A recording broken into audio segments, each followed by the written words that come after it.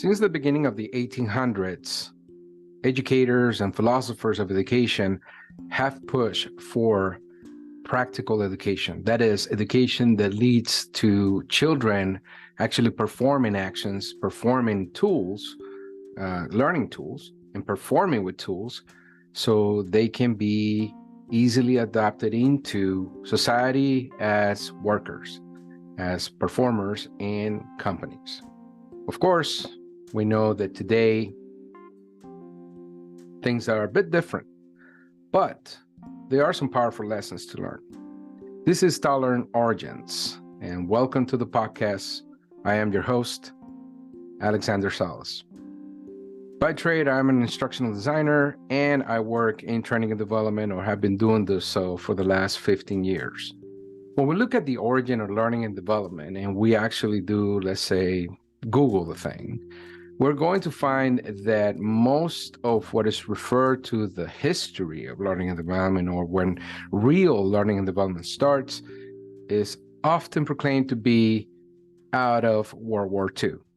So in other words, somewhere around 1940 to 1945, that's when the practice of learning and development truly begins, with the focus of job classifications and the focus of enabling performance in the workplace. However, that posed the question to me. So what were people doing before that? How were enterprises like Ford, AT&T, and other companies, how were they able to operate if they didn't know how to train people? So it took a little dive. I actually did some research. I went back, and I was very pleased to find that educational philosophers, or in other words, educators at the time from foreign countries like Pestalozzi and John Friedrich Herbart,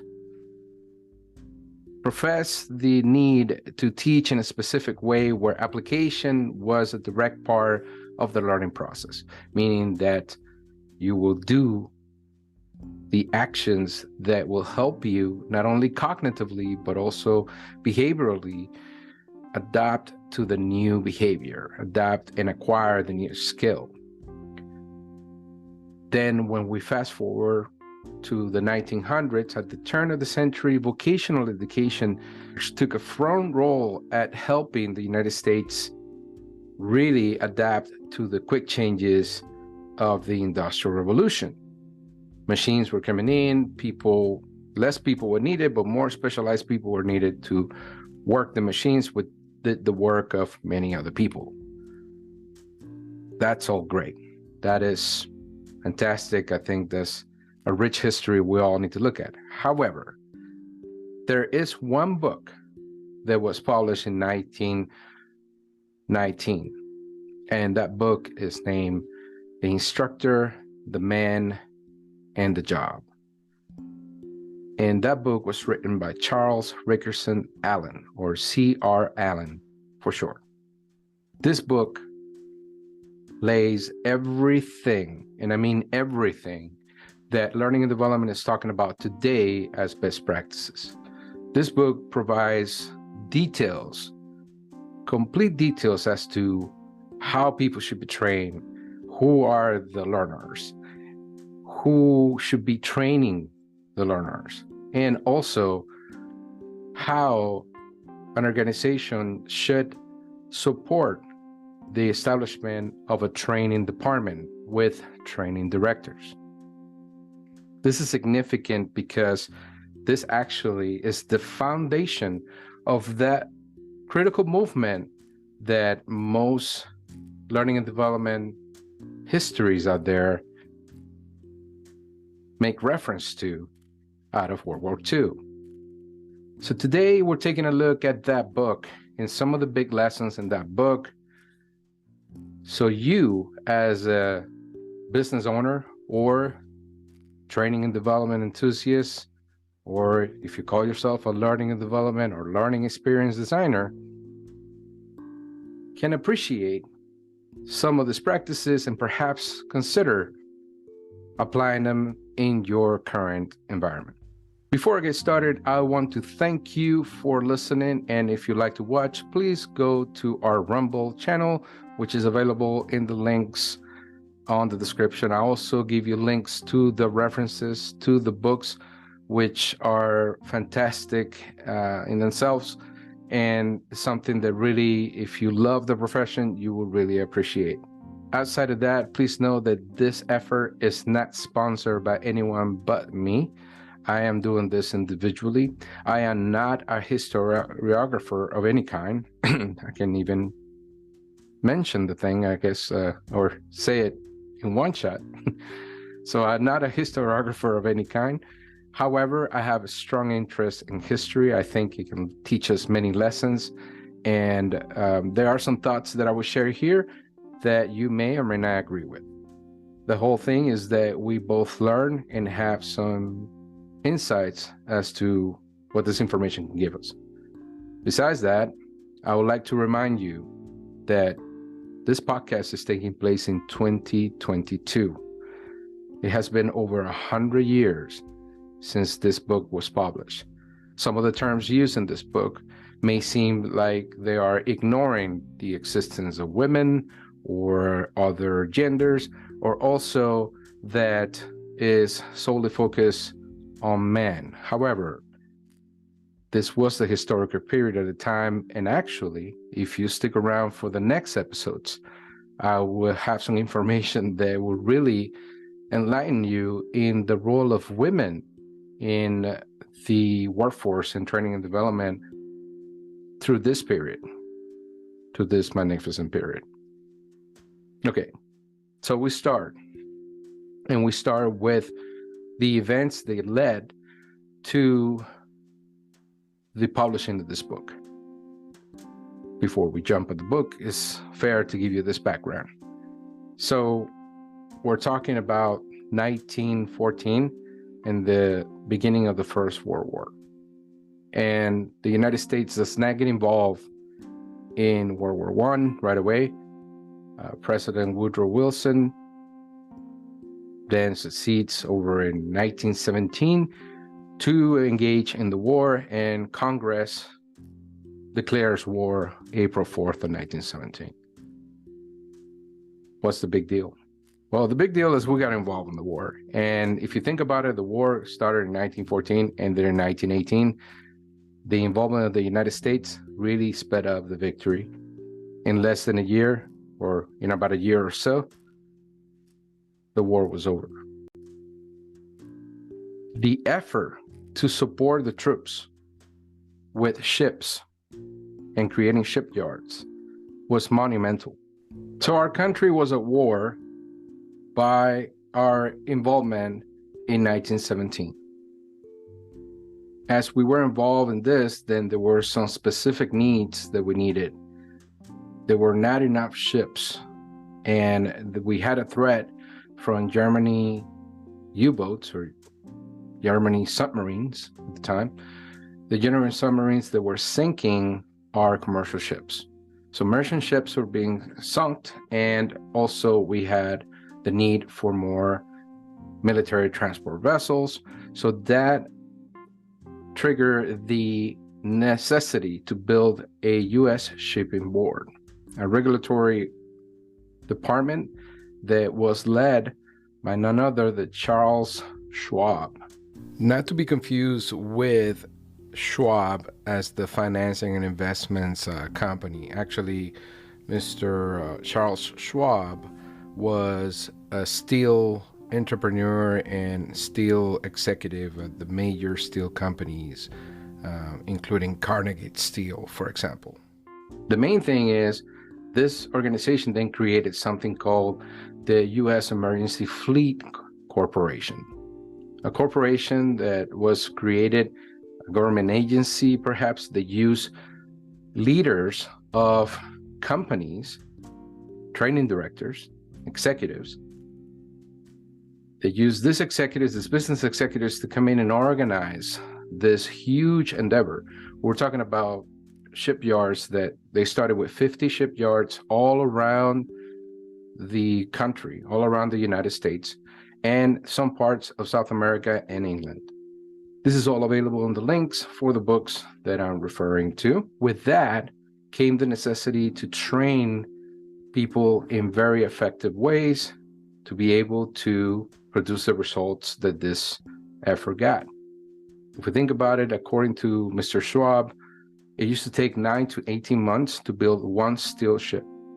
And by the end of the armistice, or when the armistice was signed, in other words, the peace treaty, it would only take 90 to 120 days to build one steel ship. So that's a huge impact. That's a huge time reduction. So you want to know how they did it, huh? I wanted to know too. And that's what this book really should be sort of named as the Bible of training and development, if I don't want to go too far with religious implications.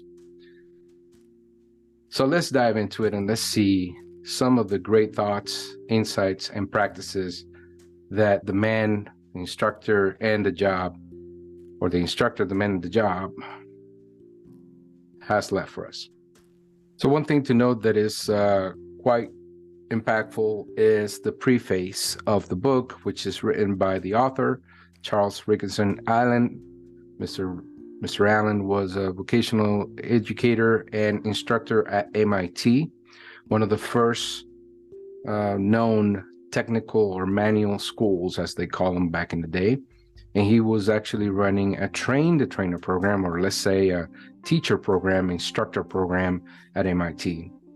So when he gets involved, he writes the following here on this preface in the publishing of the book.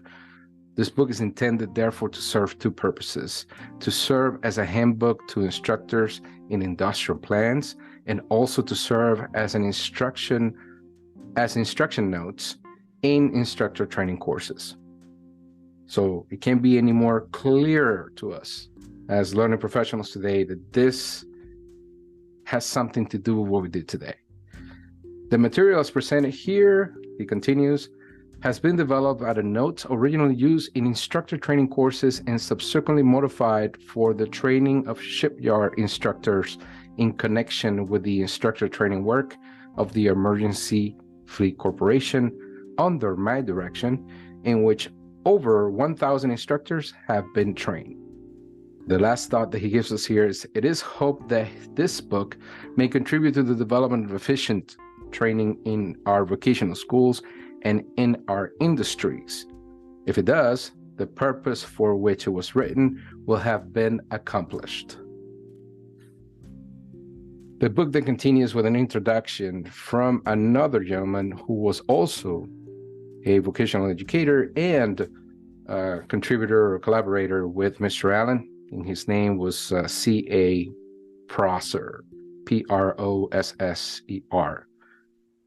And he praises, obviously, the magnificent work done by Mr. Allen, Charles Ricketson Allen, and, gives his impressions of what employers and foremen, so at that time, the position of foreman probably may exist today too, I guess, in construction. But foreman, the word for man means, pertains to specifically the role of a supervisor today. We'll gain Mr. Allen's exceedingly clear and thorough discussion, a conception of the need and possibilities of training the new workers, of which most of them had never dreamed. So this is important because what was happening in this situation is the establishment of tons of new facilities. So you can correlate this to perhaps an enterprise today expanding its reach to become a global sort of enterprise. And what we had to deal with is the lack of skill. So they were training, one term that is used here in the book is green man. Green meaning you're green, you don't know it. You're coming in from the street, you don't know the trade, you don't know anything here. This book, there's not enough time to tell you how much this book goes into the whole setup for whether it is IoT or whether, obviously there's no mention of computer training. This is 1917, but how you set up the training, and you will be surprised that there are some key principles here that I find to be pretty aligned with anything that we learned after 1940s, the work of Robert Gagne, which again, there's no connection between Robert Gagne and C.R. Allen. Apparently, doesn't seem to be, it doesn't seem like C.R. Allen is quoted in any of the work done by Gagne or any of the research done by Gagne. What I find about Robert Gagne is that his first paper is around the 1940s when he gained his doctorship, his PhD over at Brown University, what it seems like. So in this situation, we're going to break down the juicy stuff, the stuff that perhaps you may want to care about, and some interesting concepts. So here we go. Training in the plant is chapter 1, and he is discussing here about the principles of training. One of the key highlights on the principles of training is describing what will cost a lot of money for an employer, and discuss also when we should do training. So if you think a bit, he's already applying needs analysis here, giving an idea, okay, when should you do training? So for that, the statement is as follows. In general, it may be said that a job is worth training, for it presents these characteristics. 1, anybody cannot learn to do the job. That is, in training, it is found that a certain level or certain natural qualifications count as quickness, neatness, a good eye, physical strength, weight, etc. So he's addressing here that there are some natural qualifications that we have. That's what we can call talent, right? But doesn't mean you know how to do the job. So you have to be taught to do the job. You have to be instructed to do the job. The trade recognizes, and number 2, he says, the trade recognizes jobs of different degrees of difficulty in the same line. As for example, in machine shop work or in making paper boxes, there are recognized grades of jobs. So if you look at the organization today of the federal government and train and positions, it mirrors this completely. Qualifications, specific job levels, and it's the same as we look in private industry. There are instructional designers and there are senior instructional designers, right? There is, number 3 is there is a best way of doing the job. That is critical. That is so important, because often today you'll find that there's no clear instruction on what is the best way to do the job. You'll find also that today it's kind of left out there where perhaps companies are not documenting their processes or the best workflow for the jobs that are being provided. Number 4, it is recognized that an appreciable period of time is required for a learner. Pay attention to this part because it's actually straight from the book. Learner. The term learner is being used in 1917 to reach maximum efficiency. In other words, a man cannot do the job as well as the first time as he can after a period of practice. Here, again, we see the need for practice, the need for training, which will lead to learning. So very important to kind of pay attention to those facts. I think it's a very interesting thing. It gives clear guidance here as to, when you should be training people. And then we have the best situation, something that he mentions as well, which is if the training process has to be carried out somehow, we will have the best conditions if each man were trained so that he could do his job the best possible way. Number 2, each man were trained to do his job in the least time compatible with thorough training. And number 3, experiences of each man during the training period have been such that he stayed through the training period, did not quit when only partly trained. So here we're also discussing the experience of those folks that are trainees, learners. So if you think about it, Learning experience design, not really a new thing. This is experience. We're concerned with the experience from the beginning because this process here and what the mantra that we have in this book is giving us also systemic thought, right? So it's not only thinking about the job, the employee, the employer, but also all the surrounding pieces of that. So now let's talk about factors that increase cost for enterprises, for businesses. Listen to these things and think to yourself if these are still applicable to today's world, right? To companies today. Some factors in the overhead training cost. Among the important factors tending to increase the overhead training costs are, number one, turning out second-class men because no precautions were taken to see that the learners were trained only by first-class men. One thing to mention here too is that it seems that the term man is used as a general gathering of the full population, because there were actually women working in these factories at this time. So it might be a sign of the times or indication of the times that the term was used generally to say the men, or kind of like what some people often say guys, and they mean guys and gals. So something to think about there. But primarily, it focuses on the fact that you have to have people that know what they're doing, they have done their job, to train others to reach that same level of proficiency.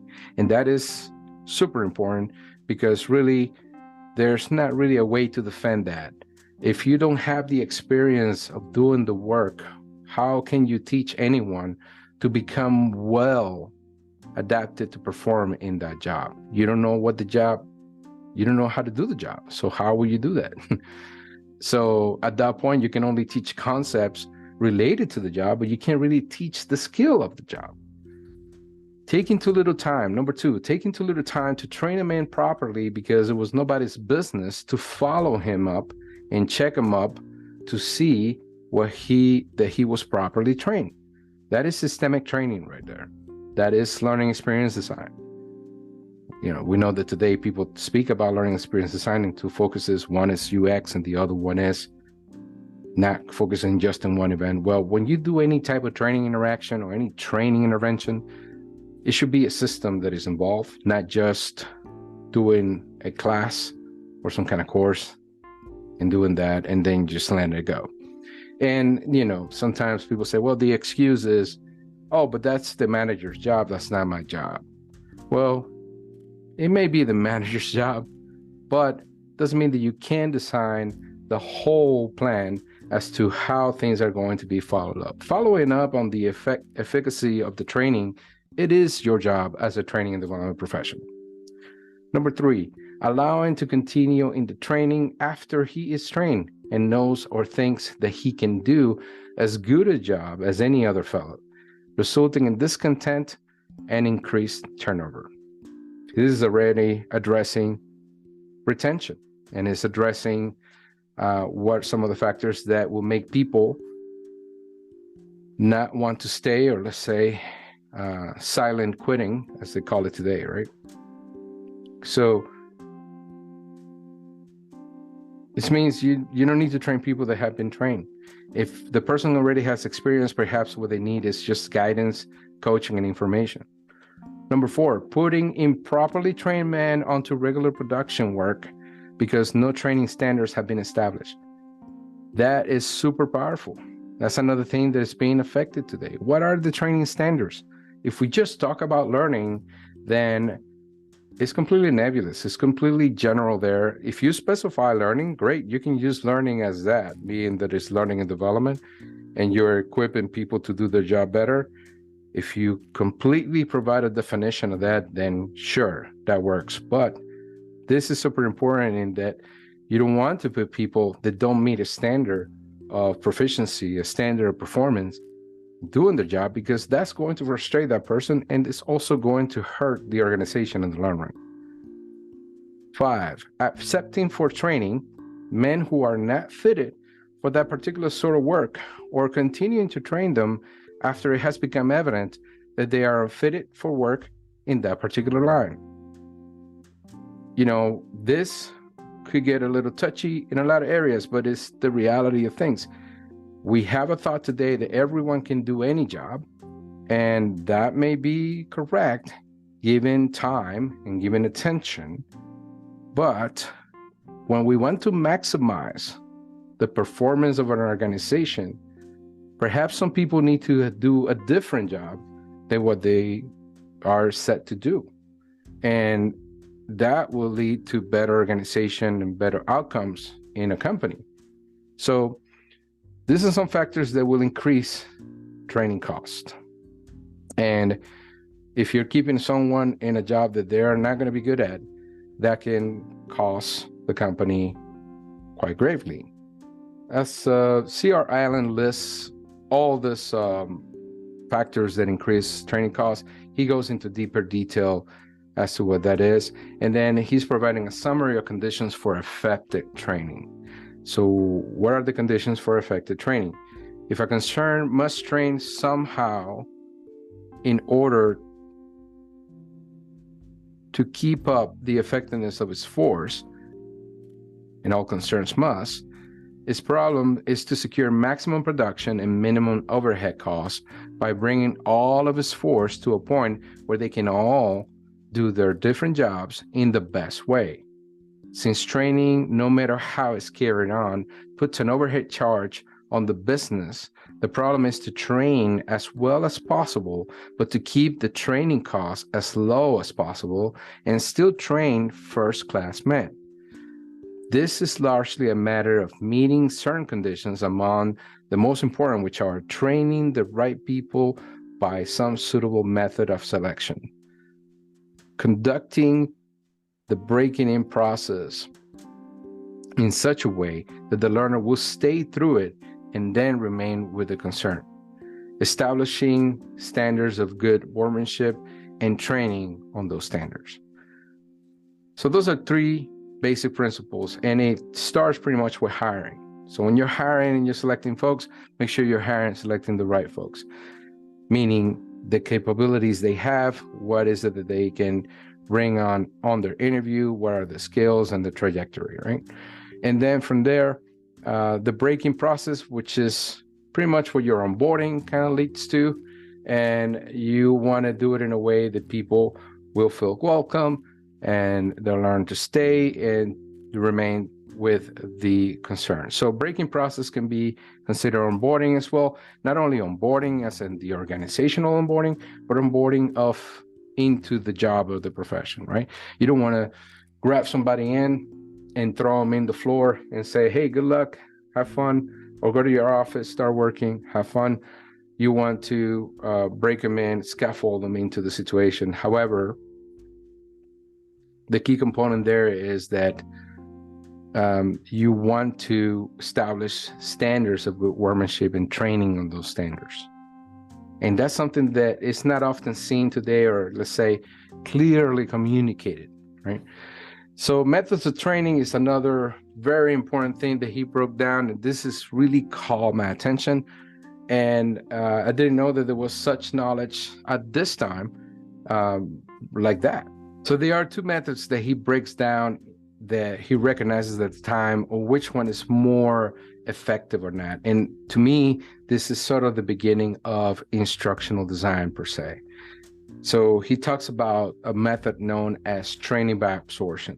And training by absorption is pretty much what you see today in many restaurants and things like that. I'm not saying that, restaurant companies are now still doing the same, but I see it quite often in restaurants and local breakfast, let's say small mom and pop shops and whatnot, where you start working there and you start working. You don't go to training. Your training is actually through work, and it's what is known today as sink or swim in many cases. In other words, you're going to get in there and you're going to start doing the work. Maybe somebody's guiding you. Maybe there's a person, they pair you up with someone that is already has experience in the job, but that's the problem, right? Because you can end up with someone that doesn't really care about the job, and that will affect completely that person. So he does mention that this job method is not efficient, it's not the best one to use. The second method he mentions is training by intention, and this thoroughly links up with the purpose of instructional design, meaning we have a purpose, we have a set of instruction that we need to do. There's job tasks, and there are certain stacks that need to be completed, achieved, goals that need to be achieved, functions that need to be performed. So he mentions that training by intention differs from training by absorption in that there is some recognized plan for training the new man. So if somebody's expected to train them either as all of his job or as part of his job, and this is where we're calling now for the need of the training instructor or the training learning facilitator. So he closes by saying definite training departments whose sole responsibility is to train, as described in this book, in trade schools, will illustrate training by intention carried to the extreme point of development.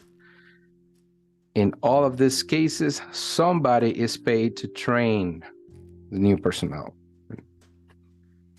So it is intended that he shall be trained, hence the name. And therefore, training by intention begins to what we know as training and development. Now, he goes into quick detail in the comparison of the two and breaks all that down, and also establishes how people need to go about it and do and what's required to do training by intention. Now, one term that comes back and forth is putting it over, and that's sort of a way of communicating knowledge transfer. So putting it over means knowledge transferring. He mentions this as whenever a man has the job of putting over what he knows to somebody else, whether he thinks so or not, he is an instructor.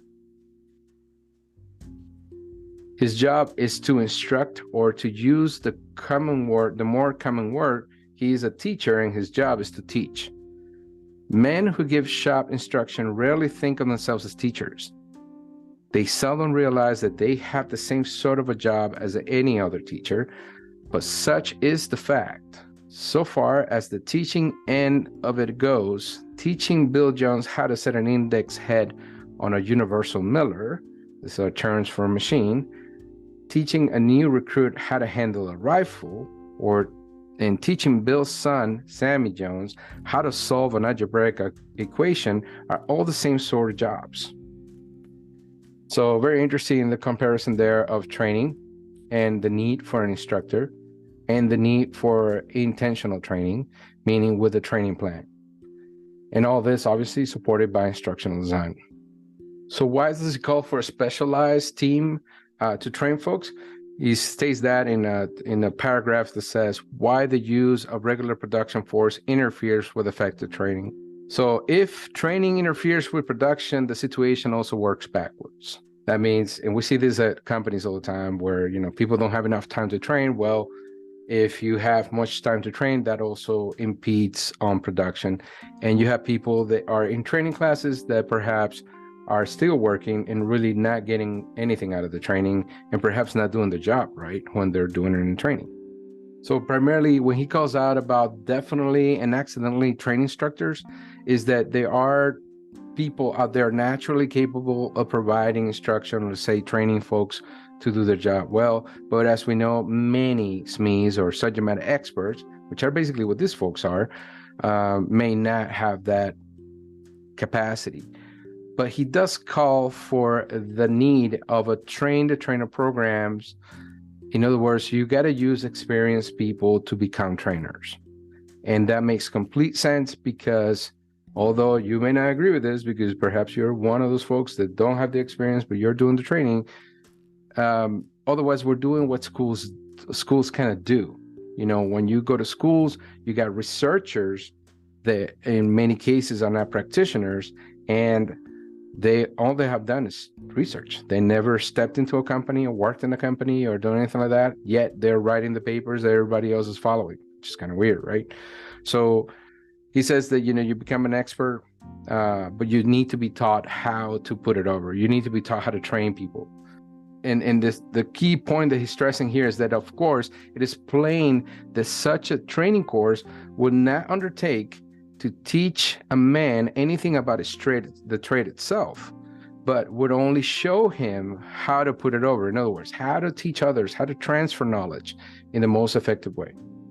At this point is what I have to share with you in this amazing book. Please check the link and go check it out. The next 5 or 10 episodes, there are going to be specific topics out of training and development that are going to be referenced in this book, as to it breaks everything else down. Who should be training directors, what the department should look like, what the practices should be, and pretty much resonates with many of all the practices. I mean, there's even mention here of something that can be pretty much interpreted as microlearning, which is the ability to reduce time of instruction to a point that is efficient and broken down in specific tasks.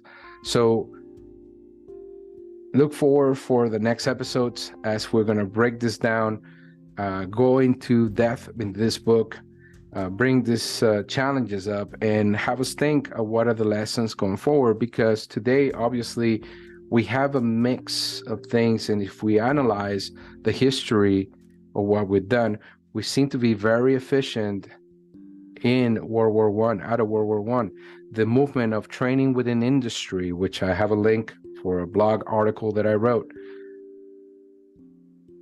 is one of the programs that led to the implementation of the Lean methodology, and also was a program directed by training directors that became the founding directors of the American Association of Training Directors, right? So it's the Association of Training Directors, which was the American Society of Training and Development, and you know it today as the Association for Talent Development. There are very specific things here for leadership and training. There's just too much for us to cover in one episode, but we'll have the next part of this book, which is the analysis and classification of trained knowledge, which gets down to the needs analysis, which is a big part of what we know as ADDIE, the analysis, design, development, implementation, and evaluation process. It is all put down here, for lack of a better word, in the book, The Instructor, the Man, and the Job. So it's been a pleasure to have you here in this session. I hope you learned some great things. Make sure you go to our Anchor site and leave a voice message if you have any other information to contribute that precedes this perhaps and is directly related, or anything you'd like to say over here on the podcast.